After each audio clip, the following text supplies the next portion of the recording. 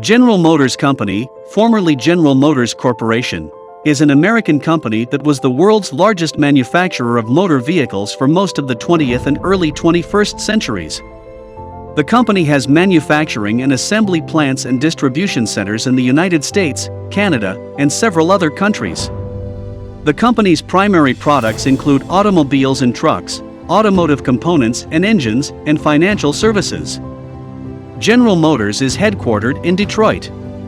The history of General Motors have been one of ups and downs, and that's what we're going to be looking at in this video.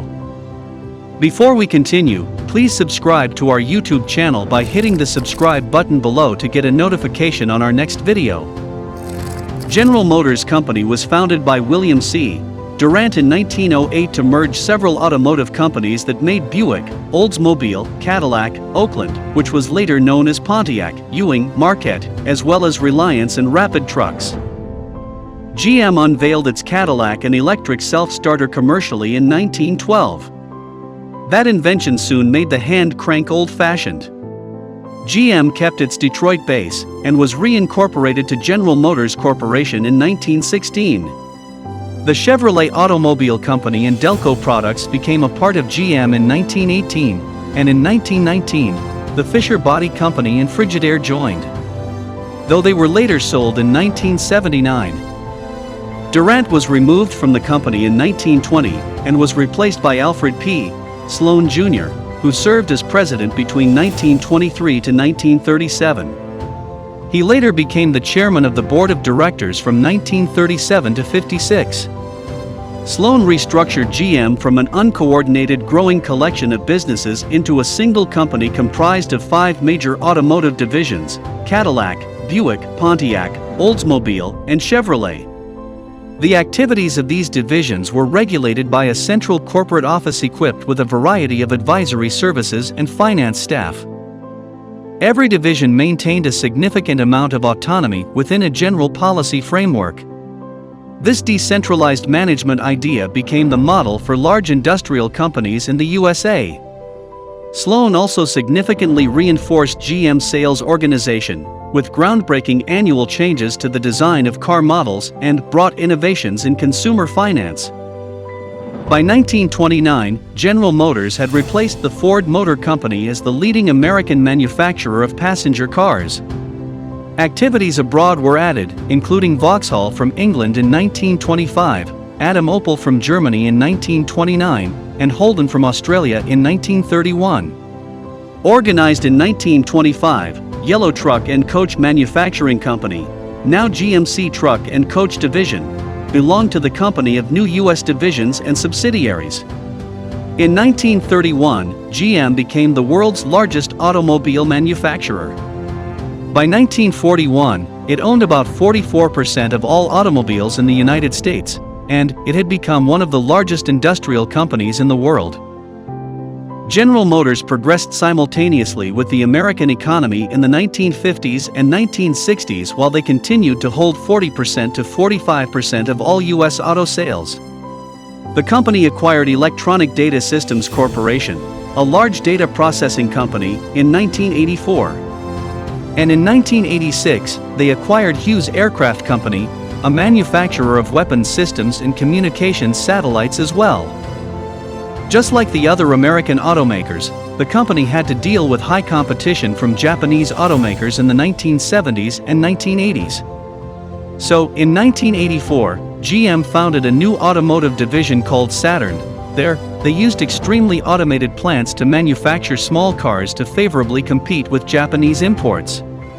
Although GM's transformation efforts were somewhat successful, heavy losses accrued in the early 1990s forced the company to shut down most of its plants and reduce its workforce by tens of thousands. However, just like many American automakers, GM rebounded finally by the middle of the decade and was refocusing on the auto business. In 1996, the company sold Electronic Data Systems, and in 1997, it sold the defense units of its Hughes Electronics subsidiary to the Raytheon Company. This way, they focused their defense, aerospace, and computer services businesses on the automotive business. General Motors became the singular owner of Saab Automobile AB in 2000. At the beginning of the 21st century, GM had equity shares in several auto companies including Fiat, Isuzu, Fuji Heavy Industries, Subaru, and Suzuki. But in 2004, the Oldsmobile brand was suspended. After 4 years, Toyota Motor Corporation exceeded GM as the world's largest automaker. GM also attempted to reduce its financial services inventory through various related agreements with General Motors Acceptance Corporation, MAC, and related departments. MAC was founded in 1919 to fund and insure installment sales of GM products. Later, it extended to other businesses. In 2006, GM sold a 51% stake in MAC to Cerberus Capital Management. MAC was eventually known as Ally Financial. Also, MAC's real estate units and mortgage were later sold. In December 2008, President George W. Bush announced a bailout to assist the big three automakers Chrysler LLC, General Motors, and Ford avoid the collapse of the country's struggling auto industry. The idea provided $13.4 billion in government loans from the Troubled Asset Relief Program, TARP, a $700 billion Congress-approved fund, designed to help the post-crisis financial industry after subprime mortgages. The loans would support the auto companies to keep operating through March 2009. At that point, they had to show financial viability or repay the money within 30 days. They were also required to restructure the companies. The money was originally donated to General Motors and Chrysler. Ford said it had sufficient funds to continue operations and did not seek government assistance. As financial troubles increased, the company reported to have a $173 billion debt. GM filed for Chapter 11 bankruptcy protection in June 2009. The following month, the company exited the restructuring due to bankruptcy. In 2010, the company formally suspended the Pontiac and Saturn brands and sold Saab. The severe downsizing left GM with 4 vehicle divisions: Buick, Cadillac, Chevrolet, and GMC. In June 2010, the company founded General Motors Ventures, a subsidiary that aims to help the company identify and build new technologies in the automotive and transportation divisions. In November 2010, GM came back to the stock exchange with one of the biggest IPOs in U.S. history. The next year, GM reclaimed its title as the world's largest automaker. However, GM's solid comeback faced a hindrance in 2014. Then, it was discovered that for about a decade, the company had been hiding the fact that numerous car models had faulty ignition switches. The faulty part was said to have caused over 120 deaths. GM estimated the cost of its 2014 recall due to the faulty ignition switches at $1.5 billion. GM's shares fell by 16% the year before the new announcement of GM's lower earnings. The company's scandal was overseen properly by GM's first CEO Mary Barra, and it eventually made strong profits with record sales from 2014 to 2016. On January 4, 2016, Fortune stated that GM had directed a $1 billion equity financing with the transportation network company TNC, Lyft.com. This was the first time GM invested in ride-sharing.